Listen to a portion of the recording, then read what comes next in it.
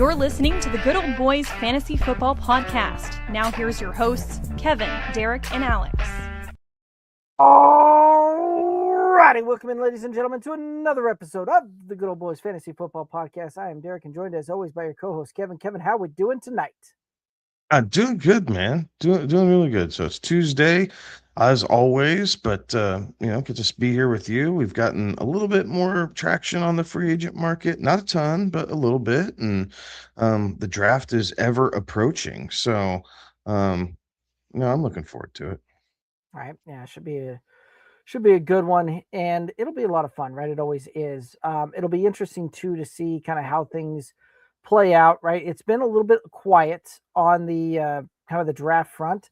We're kind of in that kind of lull before where free agency kind of peters out and the draft starts really sneaking up there, and we really start seeing the smoke screens and the the gamesmanship start being played by some of these organizations. Yes.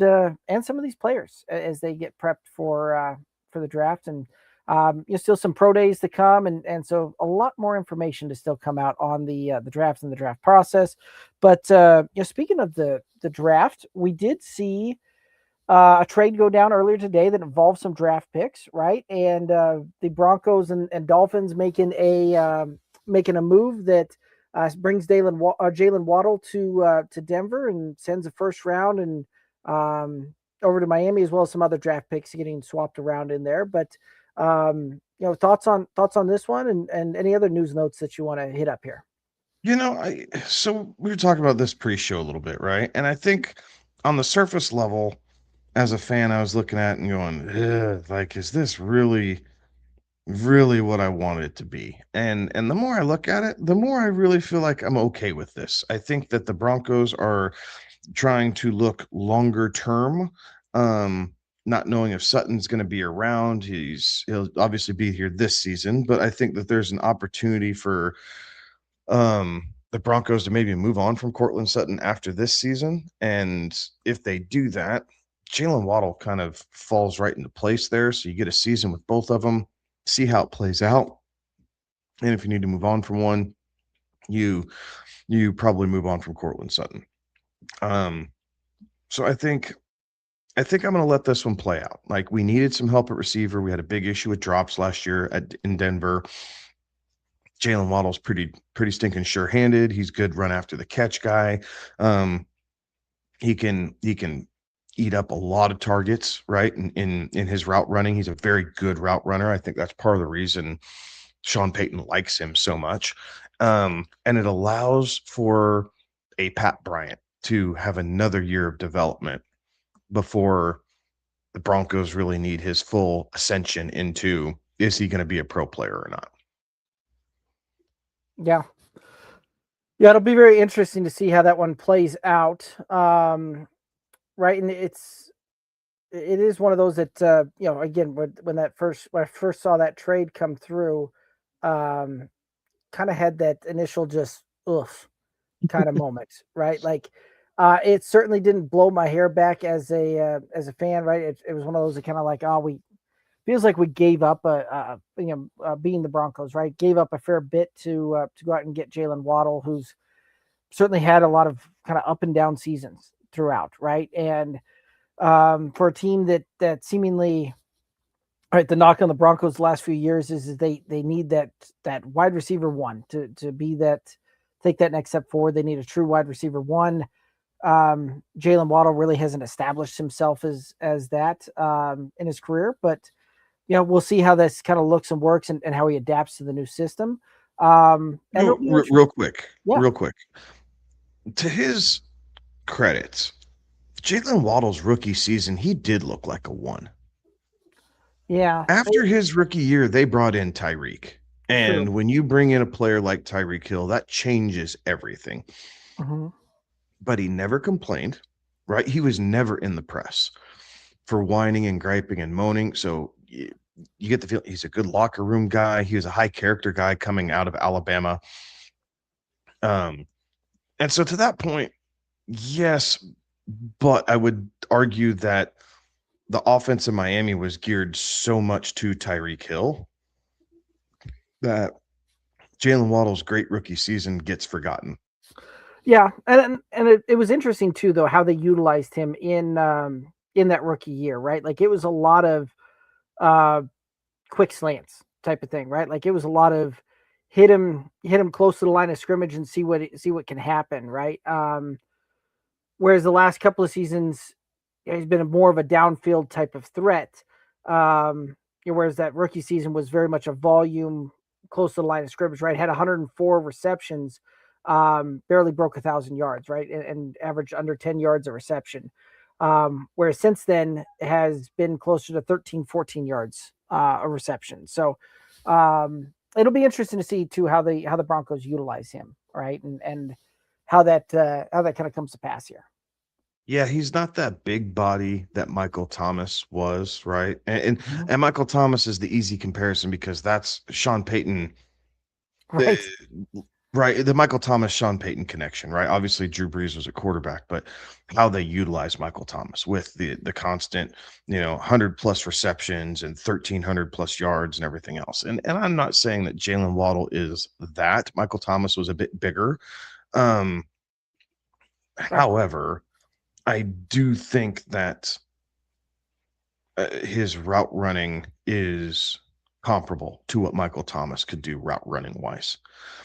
I don't know if he's able to take, the 170 targets or whatever Michael Thomas had his peak season. I'm not saying that we're going to necessarily see all of those, but for a team that battled drops, particularly from Troy Franklin, Jalen Waddle's an absolute upgrade.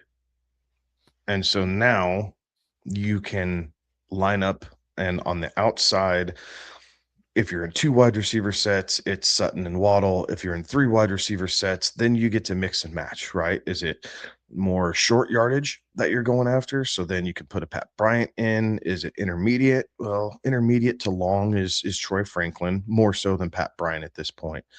And then if you're looking for just speed, then you take Sutton out, even though Sutton's a pretty decent deep ball catcher, but then you're swapping it out and you're putting Mims back in there and really putting pressure on the defense with Waddle and Mims. And Evan Ingram, for all of his lackluster production, right? The Broncos thought we were really getting somebody. Evan Ingram's coming back, and he's not a slow tight end. He's not blazing fast, but he can put pressure on the secondary and is faster than many of the linebackers that he's going to go up against. So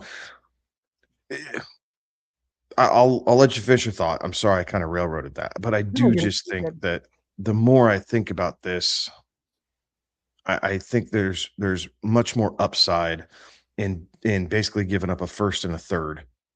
You moved up in the 4th round, so okay, great. But basically giving up a first and a third for an immediate starter, and there's 0 development needed. You know exactly what this guy is. Fair enough.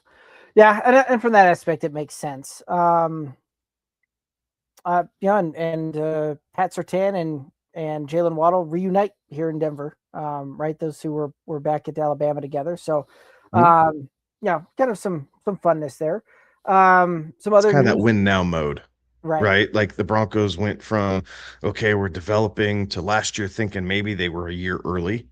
We talked about that, really thinking that this 2026 season was going to be when everything truly kind of came together. And if that's what the coaching staff and the ownership thinks as well, then yeah, push your chips in, because we didn't give anything up past this year, right? All the draft picks are 2026 picks. Okay, fine. You're plugging and playing. You didn't do a lot in free agency. Maybe it's because you thought you had an in this area, and you're going to give it one really, really good shot here in 26, maybe in 27. And then it's going to get interesting because you're going to have to pay your quarterback. Right. Yeah. Yeah, it'll be interesting to see how that one plays out. Miami, seemingly just keep selling off any assets that they have and any players. Gutted. Gutted. I mean, this wide receiver room now features Tutu Atwell, Jalen Tolbert, Terrence Marshall Jr., Malik Washington, Taj Washington, Theo Weiss Jr., and AJ Henning. The only that's a bunch of guys that have been far more support players, and now you're going to see somebody have to step up to try and be wide receiver one with Malik Willis potentially throwing the ball at him. So it'll be interesting to see how what Miami's football team looks like here this season. Yeah, if you're Devon Achane, are you just saying, "Get me out of here now"? Yes, Like, I'm sure all my support is gone, and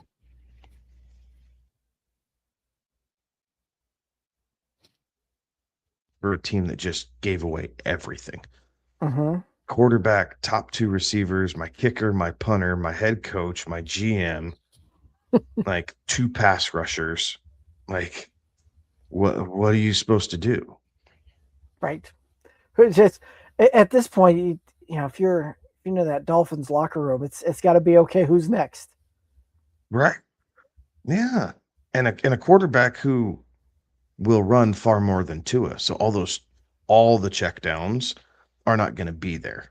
Some will still be there, but you are going to lose some passing work as Devon Achane because Malik Willis is going to take it and run. He's not just going to flip it over to you. Right. So yeah, it'll be interesting to see how that continues to play out on this one. There's some other kind of news out there. The Eagles signed Hollywood Brown. The Texans reportedly brought in Wyatt Teller on the offensive line. So the Texans making some moves to try and help that out on that front. Goddard re-signed with the Eagles. Yep, got it re-signed with the Eagles. I saw some news about the Chiefs have traded for Justin Fields. Haven't really seen that fully finalized. It just last time I saw it was still kind of in that reported stage. Christian Kirk heading to it was a 6th. Oh, that's what it was. Okay. So yeah, the Justin Fields traded for a 6th. And then the Niners signing Christian Kirk to a 1-year deal as well. San Francisco just kind of seems to be saying, "Hey, Juwan Jennings is sitting here going, huh? They really didn't want me, did they?" Well, and with the Christian Kirk deal, it's a 1-year, $6 million, and I believe that Juwan Jennings camp was looking for a little bit more than that. So, oh yeah, they were wanting 20 to 25.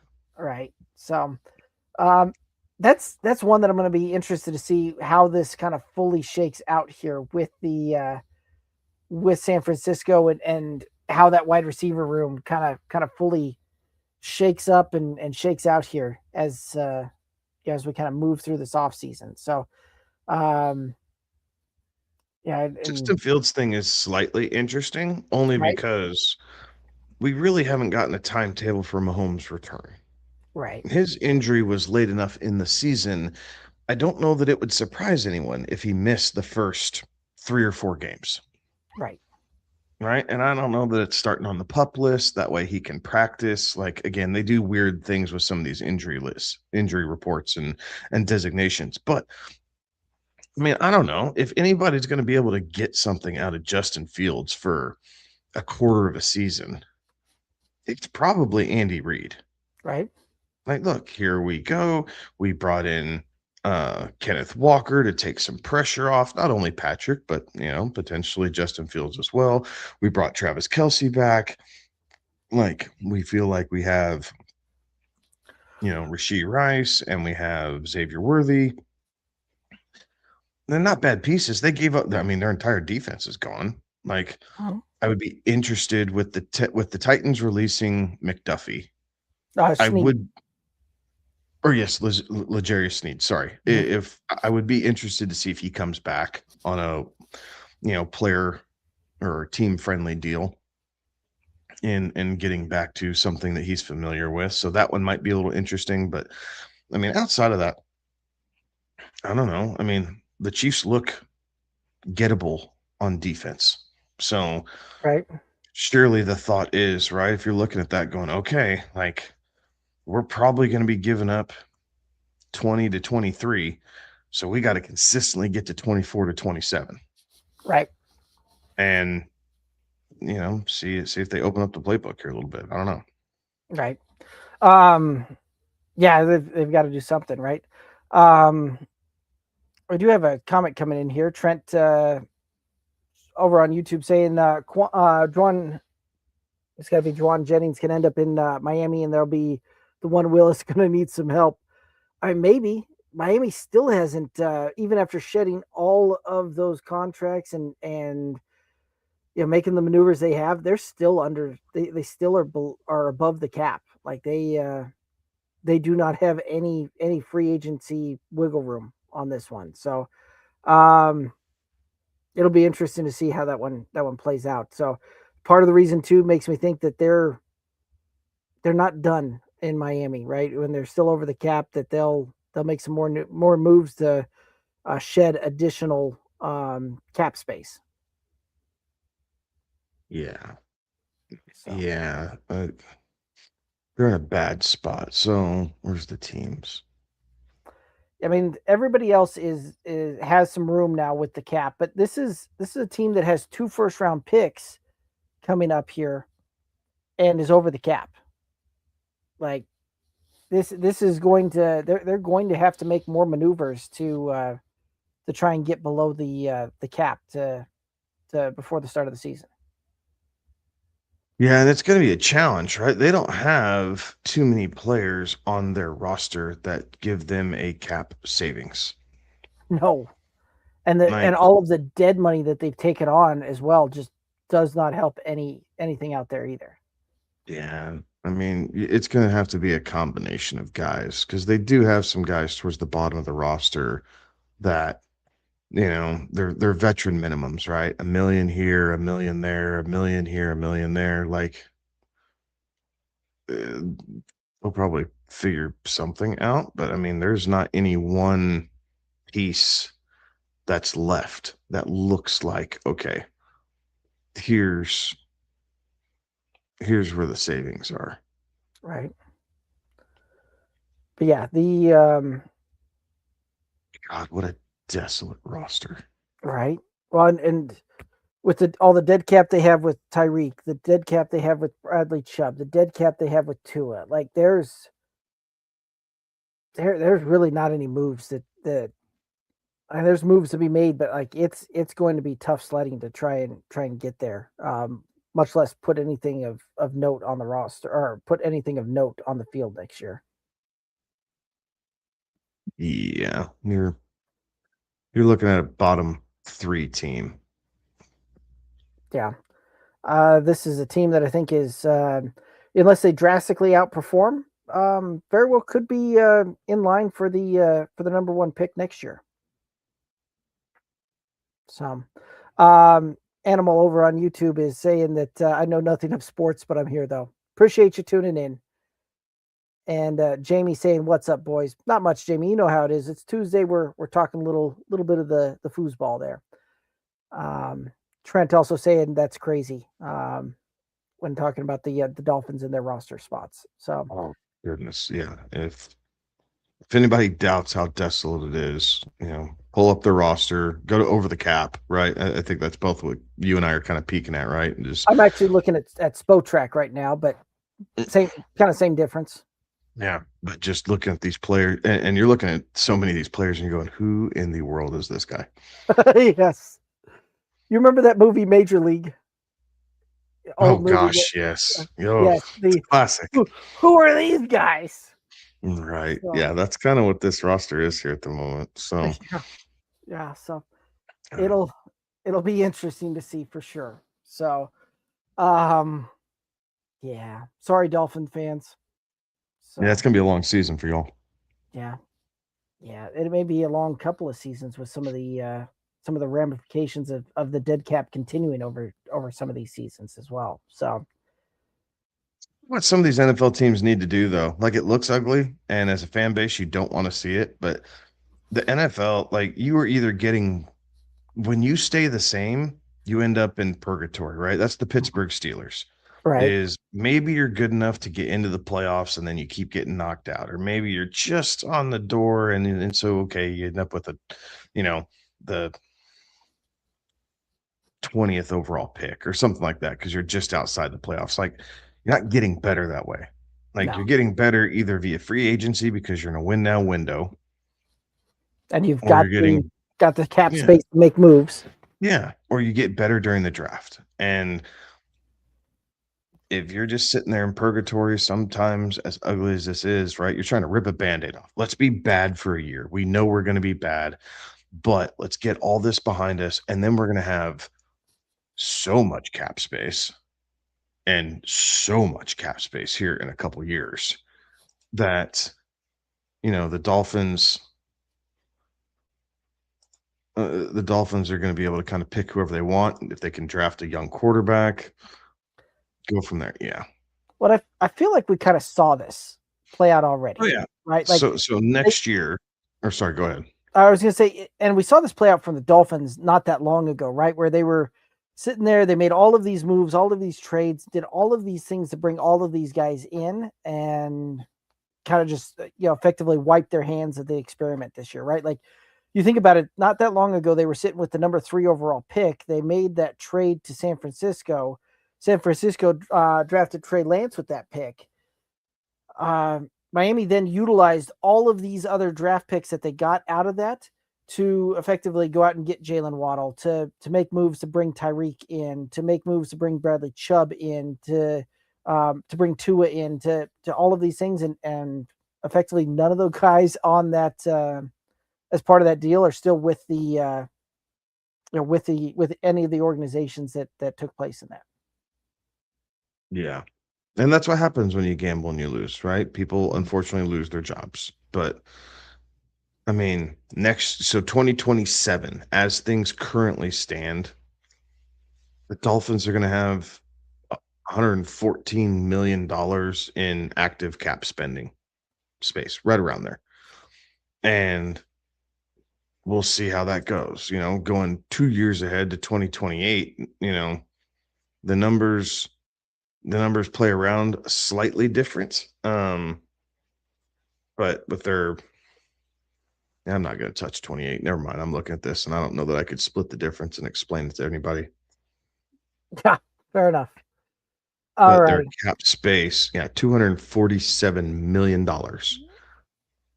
in cap space for the 28 season. Right. So, yeah, the burn it down to try and rebuild it is apparently on. So, and if it works, maybe you see more teams do it. If it doesn't work, you're going to see everybody look at them and go, "You guys are idiots." Yeah. But the definition of insanity is doing the same thing over and over again and expecting a different result. So the Dolphins have a firm argument, at least, of look, like we are going to try something different because we had tried this other route and it just wasn't happening, whether it was the coaching staff, whether it was the personnel, whatever. Like we had to burn it down because we just weren't getting better fast enough. Right. So, yeah, agreed. The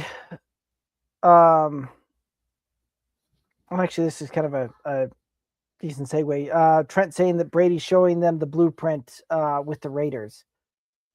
Potentially, right? And kind of talking on some Raiders news, right? It was interesting to see Max Crosby going on, and I forget what show he was on or what podcast he was on, but he was on he was revealing his side of how things went down with Baltimore this offseason, and it was kind of interesting to hear his takes on that, where the Baltimore didn't even fly him into Baltimore. They flew him into DC, made him drive down to it.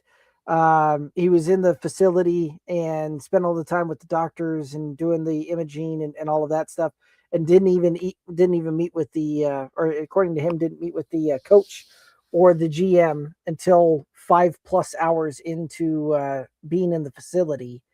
And he was yes, sounded like he thought there was a very kind sketchy vibe going on when he met with them as well. So, um, yeah, very just kind of interesting how that came to be. But looks like he's gonna be with the Raiders again, and sounds like he's ready to rock and roll in Las Vegas this year. Amazing how once you realize the grass ain't always greener, you're like, oh yeah, this ain't too bad. Right, right, or yeah, just one of those that people don't necessarily remember what you say or anything like that, but they'll certainly remember how you make them feel. And doesn't sound like he walked out of that building with very warm and fuzzy feelings. So, alrighty, we're gonna get to a mock draft on a way too early. Any news, notes, anything else that you want to hit up here before we dive into the mock? No, I think we hit the bulk of it. Okay. And before we get to the mock, I do have a guess the player, right? We didn't get one last week, but I do have a guess the player. Let's go ahead and hit that one up first, then we'll hit up the mock here. Alrighty. So clue one. This wide receiver finished inside the top 24, but outside of the top 10 in half point PPR scoring.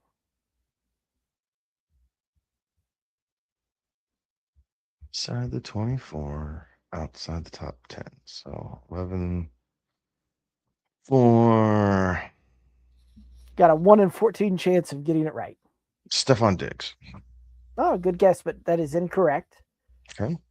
Clue number two. He was not among the he was not among the league leaders in receptions. JMO. Nope, not JMO. Good guess though. Clue number three. His fantasy value came from a combination of yardage and touchdowns. Did not lead the league. Was not in the upper echelon in targets.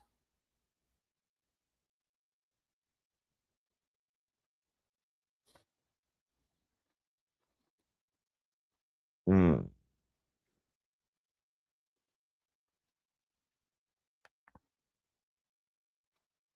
Vision touchdowns, not among lead leaders in targets.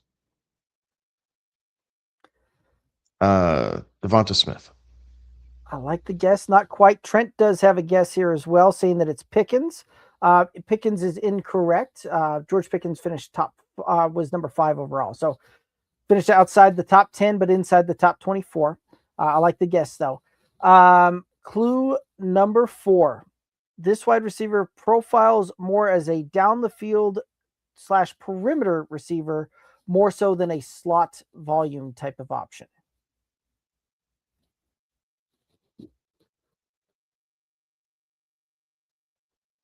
Nico. Oh, I like the guess, but no, Nico. Nico's incorrect. Nico also finished wide receiver 9, so doesn't fit that first. Oh, I didn't realize he finished that high. For some reason, I thought he was sitting at 12. Yep, Okay. nope. He managed to sneak inside the top 10. Okay. This player finished with his season overall finish due to several kind of boom weeks that carried the overall finish rather than season long consistency. Thanks down the was it Washington from Jacksonville? Oh, I like that one, but Washington is not the answer. Um, that was clue 5, and out of clues, is there any final guess?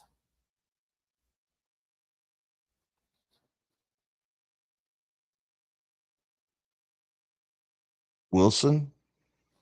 Oh, I like the Garrett Wilson one, but no, it is not Wilson. No, the Cardinals. Oh, Michael Wilson. No, it is not Michael Wilson. I do like the thought though. The answer, Drake London. Okay. Okay. So, And he did. He came strong down the stretch. Okay. yeah, he ended up missing some time there that certainly affected his overall finish on that one, right? And so it led to kind of several kind of boom weeks in that. Now had he been able to stay healthy the whole season and play the whole season, who knows, right? That he could have very well probably finished much higher than that, but missing those time did drag that one down a little bit. Alrighty, let's go ahead Very good. and and head on over to the mock draft then. And Trent had Higgins as a guest there. I missed his comment when it came in. It wasn't Higgins, but another good guess. Alrighty. So that was a good one. How'd that one compare to some of the previous ones, you think? I liked it. Like I felt like I was in the range, right? And again, I obviously didn't get it, but I felt like it helps having a list of teams in front of me too, and not just trying to like think about it off the top of my head. But again, some of that's crazy. Like in the fact of you're trying to remember so much about the 25 season while you're preparing for the 26 season. Right. It is what it is. The receivers are harder. Like they just are. And probably sure to the sheer number of receivers that you're trying to process. Right. And how many guys just kind of sneak in there based on 1 or 2 weeks, and how in that position, especially how 1 or 2 weeks can drastically change a season performance. Absolutely. All righty. Well, let's go ahead and head on over here to a mock draft, right? And what we'll do is it's going to be a mock draft, right? 1 QB, 2 running backs, 2 wide receivers, 1 tight end, 1 flex, and I believe I set it up for 5 bench players on this one. We'll run through it, kind of your typical snake draft on this one. I'm drafting out of the 3 spot. You're drafting out of the 11 spot on this one. We got the AI kind of going in here, and kind of that whole purpose of looking at that way too early side of things to see, what the computer is kind of thinking here, and how some of this stuff will change drastically between now and August when it's time to draft. Anything else you want to add to that before I hit the start button? No, I don't think so. Pretty straightforward. All righty, we'll go ahead and get her going then.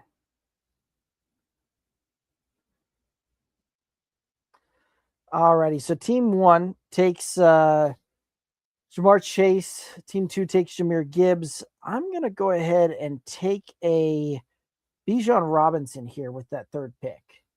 Yeah, you got to like that. So Jefferson, I think that's kind of where things get at least a little interesting, right? Jefferson's off the board at 4. Saquon Barkley, after a down year, is coming off at 5. AI shenanigans at 6. We're not going to cover that. So CeeDee Lamb at 7. Christian McCaffrey at 8. Josh Jacobs at 9 is a little interesting to me. I feel like that's a touch early. But nevertheless, that's okay. So Ashton Genty at 10. So, I kicked myself out of the app. So here's where things get a little interesting, right? And kind of, what the heck? Where things kind of differ. Sorry, Derek, it kicked me out. I'm getting back in. Yep, no worries. All right. Kind of where you want to set up your team here for this year. So I feel like there's a ton of good options out here at receiver. I think a guy that I'm really looking at kind of here in the back end of the first round, especially if no one's going to be grabbing him based off the offensive philosophy and kind of everything that's going on, is Amarian Hampton. And so I think I'm looking at Amarian Hampton as a very interesting proposition here, but ultimately I'm going to pivot away from this because I can't get away from Puka Nacua this late in the first round. Right. I just think that's a home run pick. Potential, top 3 overall receiver. So I love that. So then coming back here, after Puka goes, Amon-Ra St. Brown, Nico Collins go in the 12 and the 2-1 spot. I like that pairing. Like that's a really good combination. And so back into my court, and I think this is where I'm going to take that workhorse mentality, and I'm going to grab Amarian Hampton over a Kyron Williams, Chase Brown, even James Cook. Like I like James Cook here, but with Hampton on the board, I'm going Hampton here. Yeah, that Jonathan Taylor being there and not getting his shot kind of surprised me a little bit. But I can certainly see that one. Coming back to me, right, and on the board, right, really would like the fact that Drake London's fallen to me in the second. I don't know that I want to go first round, second round with two Atlanta players with some question marks at the quarterback position. Another offensive philosophy change there. So as much as I would like to go that one from a talent and a talented wide receiver side of thing, I think I've got to look elsewhere on that one. And there's not really a lot of the other kind of wide receivers that is showing there with AJ Brown, Brian Thomas, Cardell Tate, Lad McConkey. None of those things really kind of blow it. Or, Michael Wilson. None of those guys really blow my hair back. However, JSN is still on the board, and I'm going to take a guy here in the second round that, again, quite frankly, as you put with Puka Nacua, has a good chance of finishing in the top 5 wide receivers, potentially top 3 wide receivers. So I'm going to go ahead and go that route. After that one goes, and I just lost myself on this one. Okay. See if I can't figure that one out. Interesting. Okay, looks like we might be back here. That was fun. Oh, that's still not showing that. Why is that not showing? All righty. Well, technical difficulties, right? Gotta love it. Gotta love the technology. All righty. There we go. It's back. Okay. Sorry about that. So after that, Drake London goes, AJ Brown goes, James Cook goes, Cardell Tate goes. That puts me back on the clock. Was really kind of hoping that James Cook fell to me in the third. That would have been a very nice little kind of thought there. Looking at it, I'm not necessarily in love with a lot of the other kind of running backs that I'm seeing there. So we'll kind of punt that one down the way a little bit. Looking through this as well, there's some interesting wide receiver kind of options out there. But a guy that I think will ultimately potentially be a big difference maker at the position again. I'm going to go ahead and take the first tight end off the board here and go with Trey McBride. There you go. Interesting. There we go. It was lagging. All right. After McBride goes Lad McConkey, Brian Thomas, Michael Wilson, Bucky Irving, Brock Bowers is the second tight end off the board. Chase Brown, Jaden Daniels. So you do have the ability to do something very, very interesting here. Uh-oh. What am I not seeing? I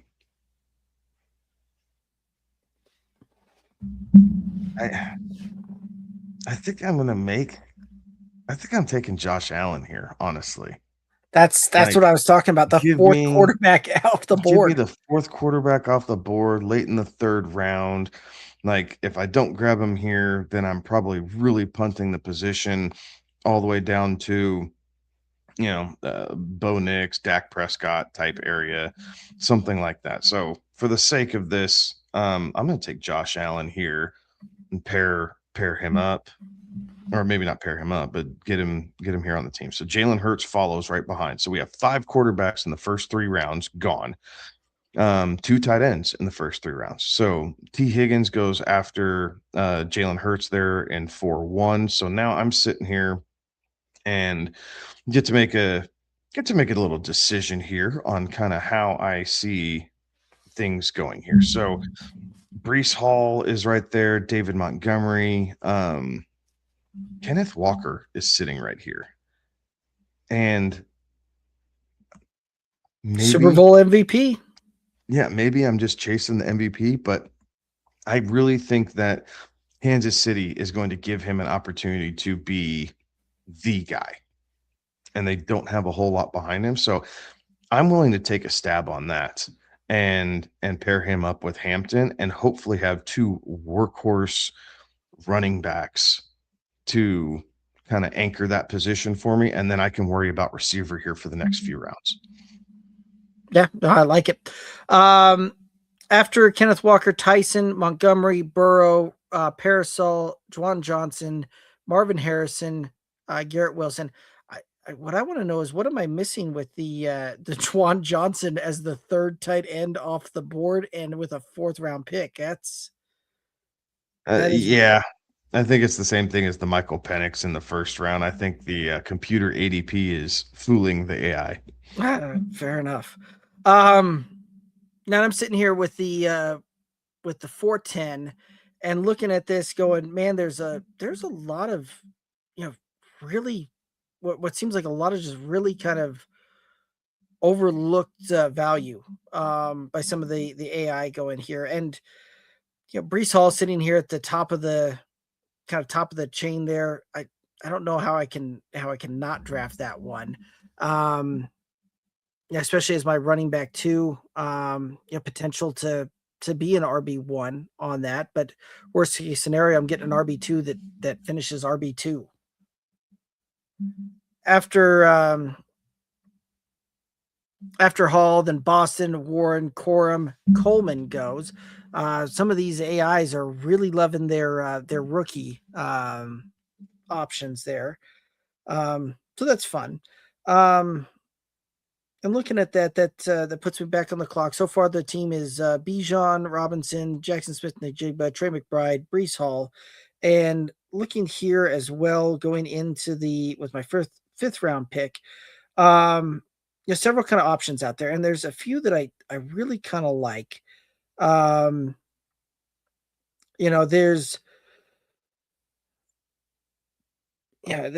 several kind of options out there, but one of the guys that really kind of piques the interest out there, and is a guy that's going to be returning to his team that he did lots of really good things on this past season. I'm going to go ahead and take George Pickens as my wide receiver 2.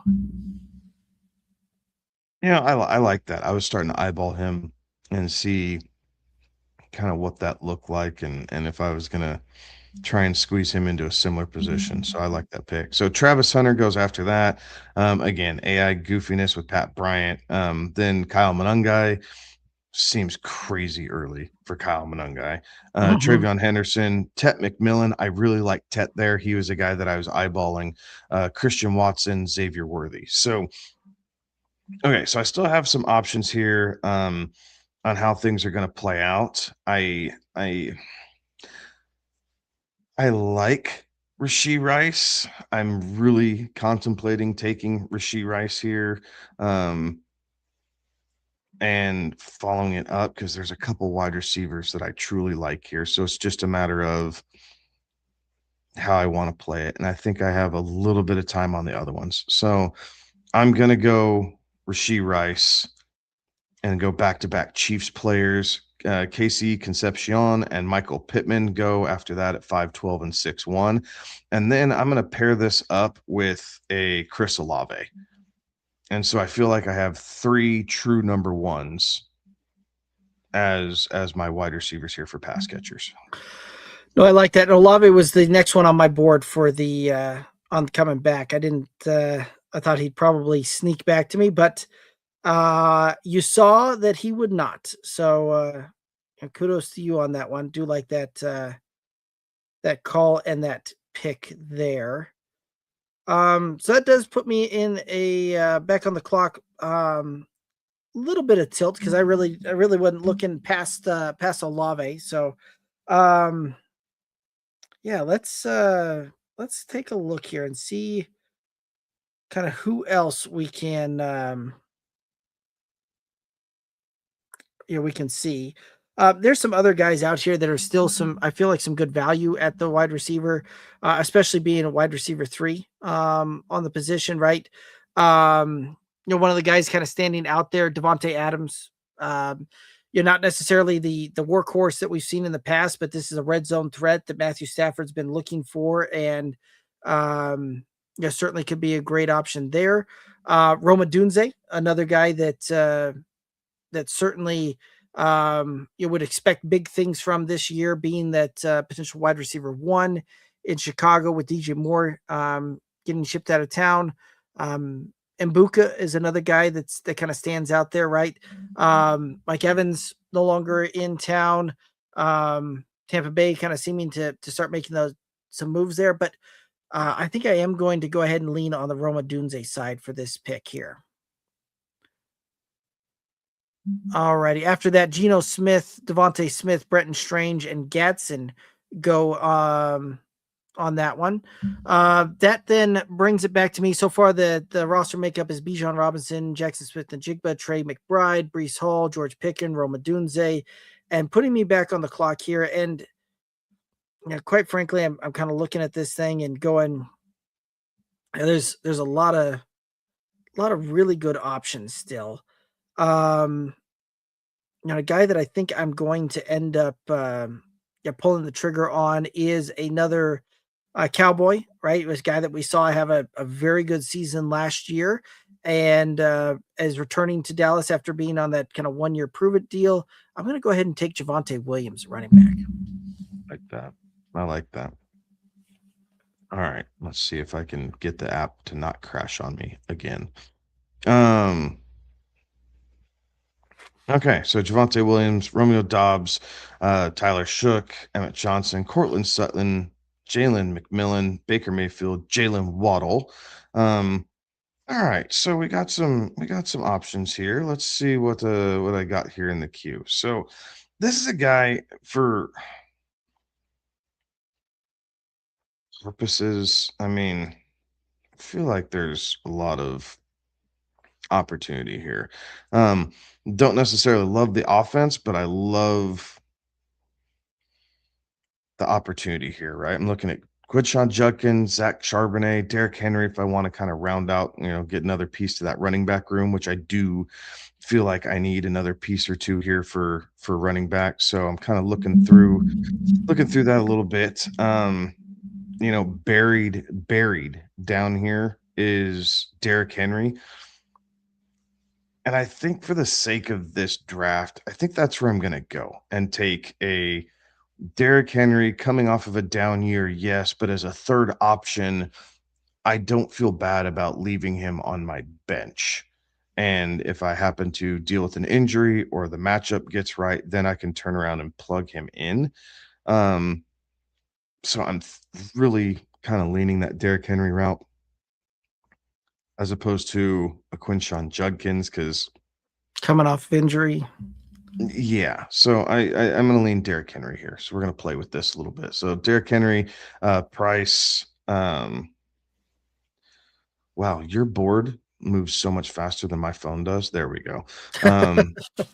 Skylar Bell, and so now it's back into my court. For the sake of this draft, we're in the 8th round. I'm gonna leave tight end alone here for a minute. I think I'm just gonna leave that alone. So what I'm gonna do is I'm gonna take I don't know that I want. Yeah, I do. All right, I'm gonna go Zach Charbonnet here and kind of finish my running back room and kind of see where the rest shakes out for me. Okay, I like it. After Charbonnet, Mbuka goes, Fannin goes, Shaheed goes, Pollard, Reed, Singleton, and Adams. But I had several guys that just went on that run there that I had queued up there. But looking at it, I am in the kind of at that point where I feel like I've got some decent depth. At wide receiver and running backs, right? I've got at least somebody that I can plug and play, and I feel pretty good about my flex options week in, week out at this point. But I still do have a starting position that needs to be filled, and that's the quarterback. But at this point, I feel pretty good about some of the options that are still available to me. At this point, I believe this is the 11th quarterback that would be coming off the board. And I feel pretty good that Bo Nix can deliver a top 12 QB finish for the season. After Bo Nix, it's James Conner, Shadur Sanders, Chuba Hubbard, Quinshon Judkins, and that puts me back on the clock here. Looking ahead. And again, several kind of really good options, lots of good depth here, right? I could go back-to-back quarterbacks, really kind of round out that room, but with this having a very limited bench, I don't want to do that. It's kind of in that similar mindset with the tight end, right? Like Tyler Warren is sitting there, and that would be a very good kind of pickup especially for a tight end too. Kyle Pitts is out there, right? But again, right, these guys are I'm going to need them on a 1 week type of filler. So bye week type of fill in. So not looking to necessarily go that route. But there is another guy out here that, yeah, he had a injury shortened year last year, right? Only played 10 games, but here in the 9th round, I feel pretty good about plugging him in and seeing what happens here. I'm going to go with Terry McLaurin. Okay. Yeah. Lots to unpack from this draft. Tyler Yes. Warren goes after that. Bryce Young, Matthew Stafford, Ramondre Stevenson, Drake May, and Dak Prescott, and Justin Herbert, and Trevor Lawrence are all sitting on the board still. Like Right. this shows you how funky this is. And I apologize, my app has crashed on me yet again. It is not liking me this evening, so I'm jumping back in here. Dalton Kincaid goes, okay, so this kind of tells me that it's time, that it is no longer mess around with tight end. So we're just going to go ahead and take one. I'm going to take Colston Loveland here. I think he did some really good things with DJ Moore leaving town. I think his production can be pretty comparable to what we saw in 2025, which is good enough for what I feel like my roster needs. So I'm grabbing Colston Loveland. After that, Jared Goff, AJ Barner. And I'm gonna start to fill out my wide receiver room. I'm going Luther Burden, and that's a pretty easy smash for me. Coming into his second season, expecting a lot of big things out of him in Chicago. Yeah, no, I like that one. After that, Vidal goes, Stowers goes, Butte, Otten, Pitts, Addison, Benson. Puts me back on the clock, and there's lots of really good options here. I'm really kind of loving what's fallen to me this late, but I'm going to take a guy that had a bit of a bounce back year here this last year and is now in a new home. And with it being my 4th running back, I am perfectly willing to take that run on it and see what that ultimately looks like. But I'm going to take Travis Etienne. After that, Cooper. Late. Yeah, I like that. I am curious to see what this looks like in New Orleans between him and Alvin Kamara, but I like the pick. Right. As my 4th running back, I'm willing to take that shot and see how it plays out for the first couple of weeks, because who knows, there's a chance that now I've got a certified running back 2 to flex week in, week out, and a high end flex. And if it doesn't work out, I've got a guy that I can move off of as well, and being the 4th running back that was drafted. So yeah, I feel good about this roster overall. Yeah, I am looking at this thing going, I could potentially use some depth, right? The roster so far: Bijan Robinson, JSN, McBride, Hall, Pickens, Adunze, Javonte Williams, Bo Nix, Terry McLaurin, and Travis Etienne.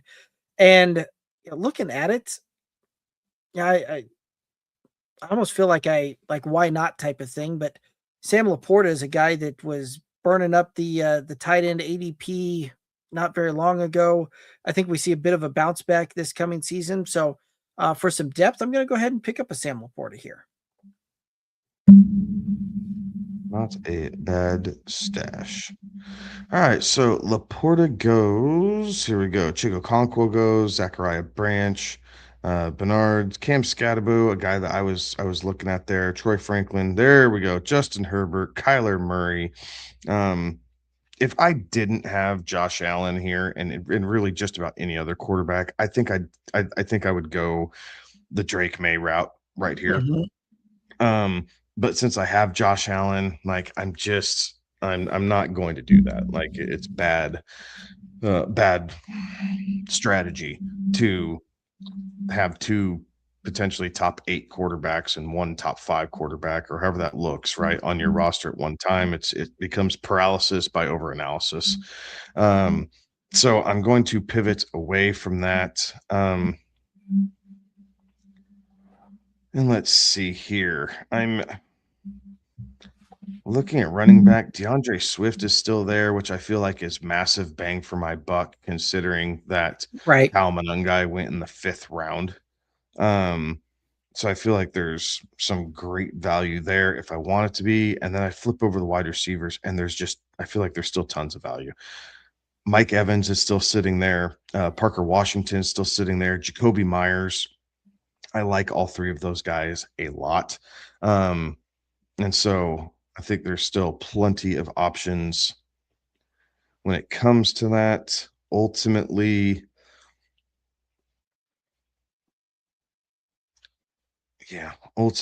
I think I am going to go with DeAndre Swift. I think is ultimately what I'm going to do here, just because I think that Chicago offense has the best opportunity for points. After him, Caleb Johnson and Damon Caliborn. I was a little surprised you didn't take the stack with Allen and a wide receiver still out there. Oh, good Lord. And I could, just to round this out, right? Like, it's not anything necessarily. You could DJ Moore, see how he likes his new toy. I just think historically, it worked for Diggs. What the hell? You talked me into it. I think I was going to lean Mike Evans, but you talked me into DJ Moore here. Yeah, no worries. That was one that I was looking at that. I'm like, that might just be a fun one to go with. Allen goes, then Brazil goes, Johnson, Dak Prescott, Alec Pierce, Dalton Schultz, Brock Purdy go. Puts me back on the clock here. And this is one of those that I've been kind of eyeballing this one.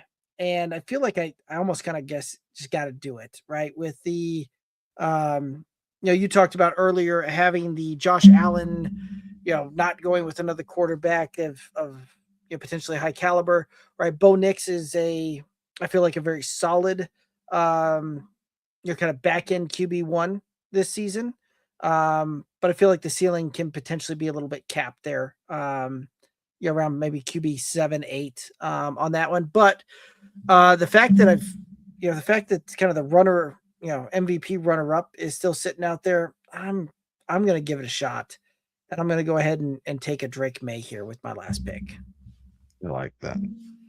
And after that, Wan'Dale Robinson and Daniel Jones go to finish it out. So, my roster is Bijan, JSN, McBride, Breece Hall, Pickens, Adunze, Javonte Williams, Bo Nix, Terry McLaurin, Travis Etienne, although apparently it's pronounced Achan, and Sam Laporta and Drake May. I'm feeling pretty confident about this roster, not going to lie. Yeah, no, absolutely. My roster is looking Josh Allen, Amarian Hampton, Kenneth Walker, Puka Nacua, Rishi Rice, Colston Loveland, Chris Olave, Derrick Henry, Zach Charbonnet, Luther Burden, DeAndre Swift, and DJ Moore. I think we outsmarted the AIs on this one, Derek. Yeah, it's one of those things. This is not going to look like this the closer we get to the regular season, but for the sake of entertainment and being able to at least talk through it and kind of some of the process, it worked for this evening. But I think you and I are odds-on favorites to meet in the championship game of this league and of AIs that we met. Right. Like I'm looking at some of these things, and some of them got off to a pretty good start, and then just seems like the wheels fell off. At several points in the draft for some of these teams, but I do like Jack's comment here that Team 6 is cooked. Yeah, I would agree with that. Right, Team 6 has the roster of Penix, Lemon, Wilson, Johnson, Manungai, Flowers, Johnson, Reed, Stafford, Pitts, Bernard, and Pierce. And that seems like a very potential easy weekly opponent there. Yeah, you take the wins however you can get them. Exactly. The one roster. I don't mind 8. I don't mind that's 8. what I was just about to say too. Like there's at least potential in that roster, right? And you don't love how the flex position works, but Burrow, McCaffrey, Achane, Tet McMillan, and Jameson Williams isn't terrible. Brock Bowers at tight end, okay, fine. And then it's kind of where it goes downhill. Jalen McMillan, Rashid Shaheed, Tua, Butte, Troy Franklin, Theo Johnson. Like first strong half, weaker second half. Right. And zero depth at the running back position. So 2 guys that have missed time here over the last couple of seasons. You got nothing in the back, nothing to backfill that one. And so it'll be interesting to see how that roster would manage throughout the season. I was trying to see too if there's any others that really kind of stood out, and I'm not seeing it. Team 4, it got off to a hot start. They just didn't bother to draft another running back until the 10th round, and having Trey Benson as your second running back in a crowded, what would appear to be a crowded Arizona backfield. No, thank you. Yeah, you would have liked for them to do something different in the 5th, right? So instead of Travis Hunter, if they grabbed Travion Henderson, you probably feel pretty, at least good that this roster is going to compete. You'll see how it shakes out, but you feel that this roster can at least compete. But the fact that they kind of whiffed, apparently, or it looks like at least on that pick, it's going to make it tough. Right, especially with Travis Hunter. Right, I haven't seen the kind of the time frame on when that'll come back yet, and it seems like they're going to have him playing more in the defensive side than on the. So yeah, I would agree that that's probably whifferistic there. All righty. Well, any other thoughts on this mock?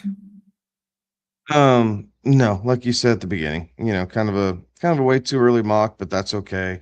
It's always a fun exercise to go through, but it's something fun to do here in the middle of March. Right. And we'll start getting into the actual, our first round mocks and what that looks like as we start getting ready to lead up here and get ready to rock and roll here on draft night. Hope everybody will join us on draft night as well as we go live for the first round with the, our reactions and some analysis on those, and should be a lot of fun on that one as well. But I believe that's going to take us down here to the end of it. Any final thoughts out there for the viewers and listeners? Thanks for tuning in. Here in kind of the grinded out days, but again, finishing up some pro days. The draft is coming quickly, so we will be able to get into some player breakdowns, see how some of that looks. But overall, it's fun, right? We get to kind of pontificate on what the season's actually going to look like for us. Right. We'll start breaking out the crystal ball here very soon. So, all righty. But that's going to do it for us tonight. Do appreciate everybody tuning in, chiming in. You can find us on all those socials, Twitter, Instagram, Facebook, TikTok, all the places at Good Old Boys FF. Be sure to hit that like button and subscribe button to wherever you're consuming this content out. Certainly helps out. But that's going to do it for us tonight. He's Kevin. I'm Derek. Have a good one. Be safe. Toodaloos.